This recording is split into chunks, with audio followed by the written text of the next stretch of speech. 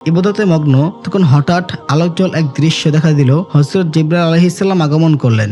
তিনি বললেন, হে আল্লাহর নবী, যে ধনী ব্যক্তি অভিযোগ করেছে সেটি একটি জটিল রহস্য।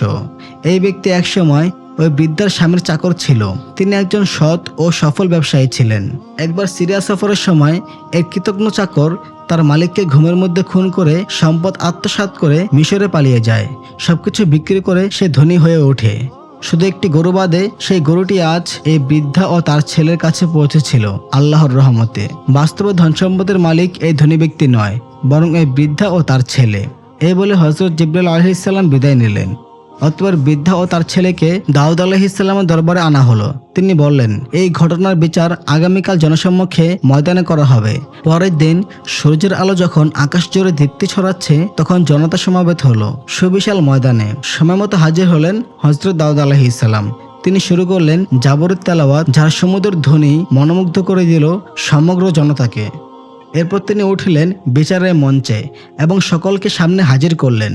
ধনী ব্যক্তি বৃদ্ধা এবং তার ছেলেকে সম্মুখে উপস্থিত করে বললেন, এই গরু জবাইয়ের কারণ হলো বৃদ্ধা ও তার ছেলে অনেক ক্ষুধার্ত ছিল। তারা কোনো উপায় না পেয়ে এই গরুটিকে জবাই করে খেয়ে ফেলেছে।